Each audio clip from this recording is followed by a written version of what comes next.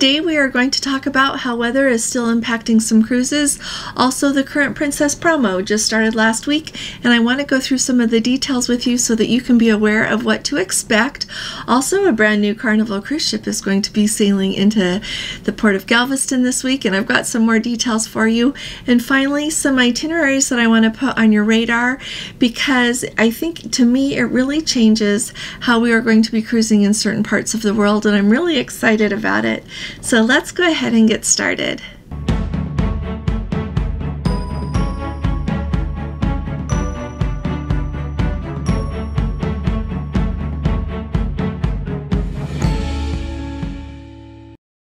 Hi there, this is Allison with Let's Go Travel Tips. Today is Monday, it's December 18th of 2023. If you're keeping track of days until Christmas, we only have a week left. And if you haven't subscribed to our channel yet, will you please go ahead and hit that subscribe button. Right next to it, you'll notice that there's a bell. If you hit that button as well, you will get a notification every time we put up a video so that you will stay in the loop with everything you need to know.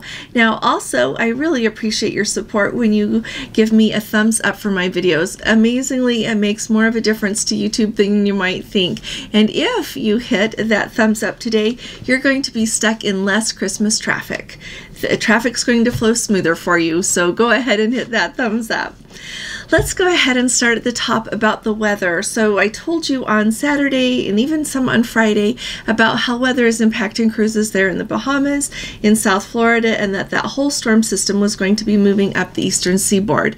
Well, two cruises that I've got information for you on today is Mariner of the Seas was late coming into port yesterday in Miami, and they ended up coming in not until 11:15 rather than early in the morning. Now, really the big impact with that is people who had flights that they are not going to be able to make the flight with that delayed return into port there. So Royal Caribbean helped their guests. People were also able to use the Wi-Fi on board to change their flights, do anything they needed.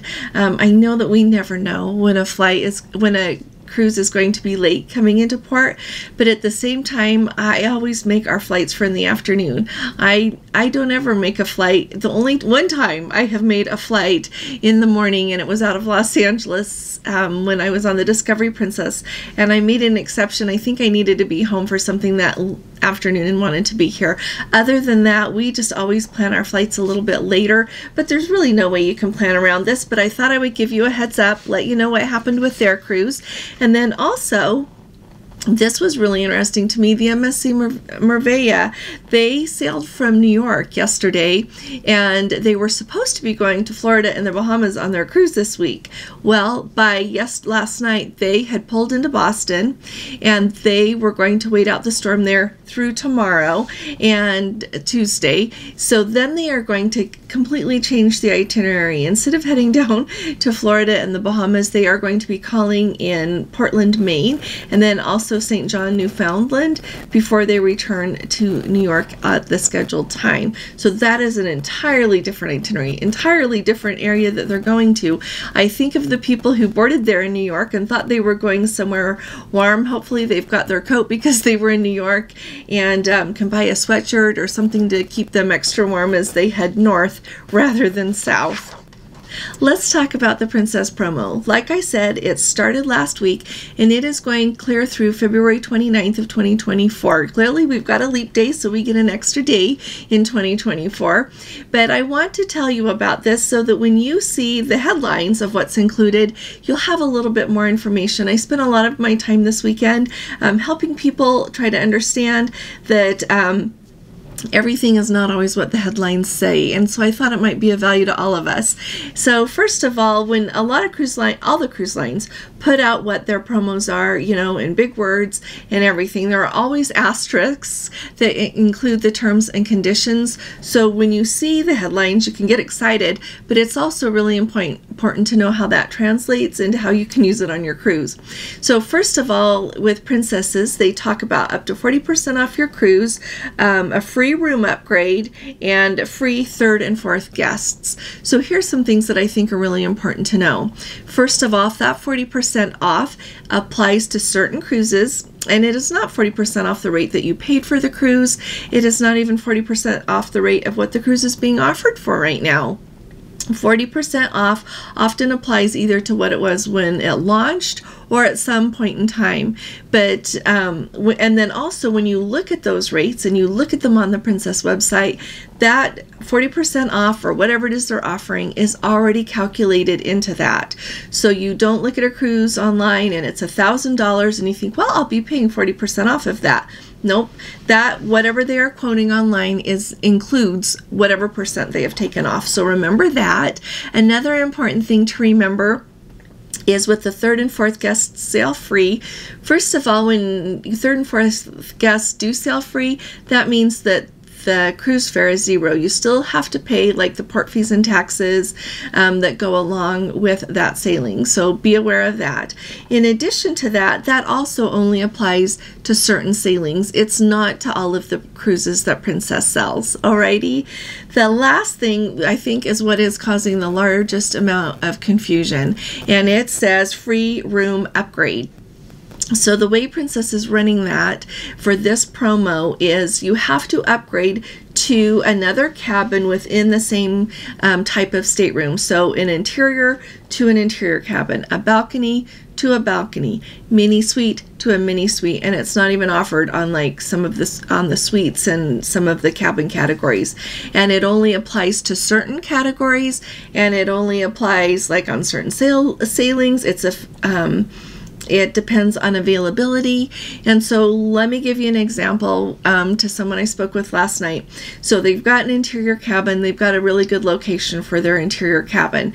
So I went and looked to see what category would be offering an upgrade, because it's not like all of the categories offer the upgrade. So for example, when you're looking at booking an interior, you can't pay the least expensive interior price no matter what category of interior you're in on any ship and be able to do that. That's not how it works. So you have to look at the interior cabins, and then you have to see which ones they are offering the upgrade option for. So for example, they had a really nice midship interior there, and in order to take advantage and pay for the least expensive interior, you had to move to an IB category, which is, I should say, that's more mid-forward.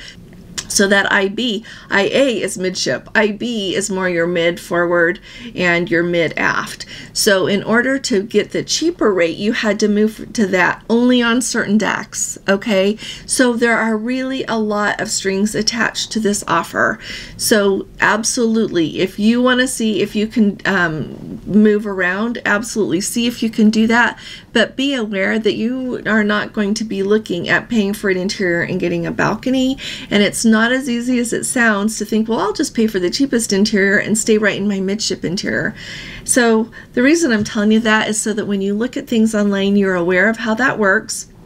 And then also, if you talk to your travel agent, understand how it works as well. That he or she, I'm sure, is happy to check and see where you'd have to move or what's available with what you've got. Now, if something is available, you're already in that IB category, you're already on the deck that they're letting this apply to, then of course we can grab it and let you pay the lower price. But just wanted to let you know that it's really way more involved than you would think, okay? And then finally, let me know if you've got any questions about that, would ya? Now, I will tell you, like I said, all of the cruise lines have what they put out in their headlines, and then they always have their terms and conditions. So it's not just Princess that does that, okay? Wanted to make sure you know that. And I have looked at it for Gordon Ice Cruises, and we're just going to stay right where we are. We're still paying what we were paying to start with. Yeah, just thought I'd let you know. But also, if you don't want to move stateroom categories, it really depends. A lot of the cruises, we're seeing some of the fares come down, and so I'm slowly going through bookings, looking at all of those. So let me know if you've got questions about that as well. Now, Carnival, the brand new Jubilee that we're all excited to see in person. I don't get to see her in person for a while. I've got to get a cruise scheduled there. I want to go out of Galveston, and I'd love to see the Jubilee. But anyway, she is going to take her inaugural sailing sailing on December 23rd. But the fun thing is she is going to arrive in the port of Galveston on Wednesday, December 20th. They are expecting that she will be right alongside there at the port by 8 o'clock in the morning. So John Heel, the brand ambassador for Carnival, has said that if you're there by 7, you should hopefully be able to get beautiful views of the ship coming into port. It's really fun that they are going to run a really special from 8 p.m. to 9 p.m. They are going to be running a whole big Howdy Carnival Jubilee celebration. Generally, they say this celebration is going to be the size of Texas. Apparently, they are really fun celebrations that they do when they welcome a brand new cruise ship to a port like that. So I'm excited. Hopefully, we will get to see some pictures.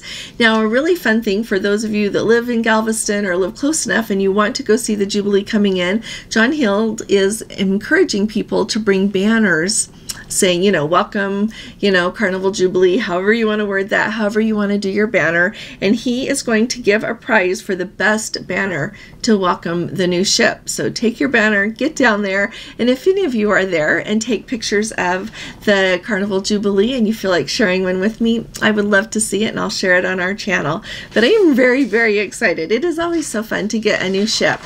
Like I said in my intro, there are some cruises that I just want to put on your radar, and there are a lot of them, so I'm just going to give you a smattering of some of the ones that really appealed to me the most. But what I feel like is really the game changer with these is that they sail to these amazing, amazing places round trip from the United States. So if you are someone who does not like to fly a long ways, you love to cruise out of your Florida ports, if you live down there and it's so convenient, I think that some things should be on your radar, especially if you're retired or you definitely can do your work from home.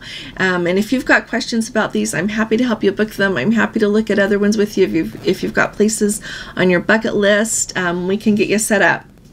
So first of all, they've got a cruise that goes from Japan. It includes Alaska, 53 days. If you want to do it round trip from Seattle, you could do it round trip from Vancouver as well, if that port works better for you. But like I said, 53 days, and the ports that ship calls at, and these are on Holland America, if I didn't say that, and the ports that this cruise calls at are amazing.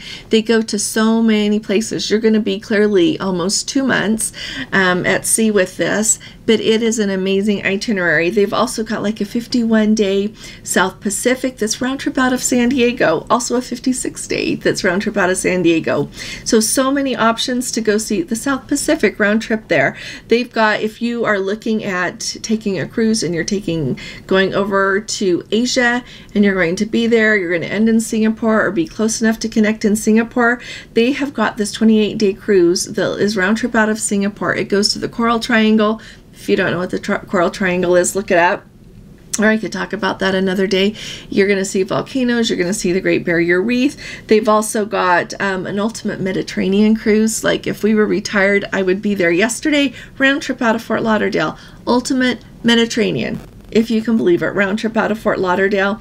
They've got an amazing cruise in Alaska that it's 28 days, and it goes pretty much anywhere you would want to go, including across the Arctic Circle. But it goes to all the places in Alaska, all the places that cruise ships usually go to, as well as places cruise ships usually don't go to, like Kodiak, Nome, Valdez, Dutch Harbor, Little Diomede Island, all of these places that cruise goes. And then finally, the other one I wanted to tell you about, they have one that goes round trip out of Seattle, and it goes both to Alaska and Hawaii. So what more could you ask for? So I just wanted to put these on your radar. I know a lot of people are planning out not only what they're going to do in 2024, and 2025 is right around the corner. I used to think of 2024 as a long ways away. It's right here, and 2025 is right on its heels. So when you're thinking of the cruises that you want to do, here's some options to be thinking about. And if you need help with that, just let me know and I'd be delighted. I really appreciate hearing from all of you. The last update I've got for you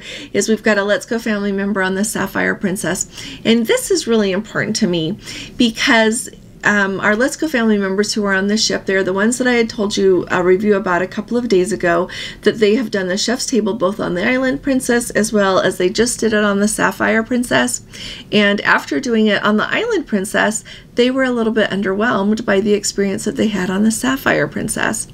Well, they made a comment about that, and one of the crew members from Princess came and found them and asked them about their experience, what had been the difference, what they didn't like as much, and they were able to share with them some of the photos that they had from the food presentation and other things that they had experienced on the island and enjoyed so much, and shared that with them. And she said that they paid very close attention to what they had to share, and she thinks it'll, and we all hope that it will help improve the experience there. But I really loved that Princess cared enough to track these people down and find them and get their information. And it's not from listening to my video, I should make that clear. It was a comment on the ship, not on a comment here.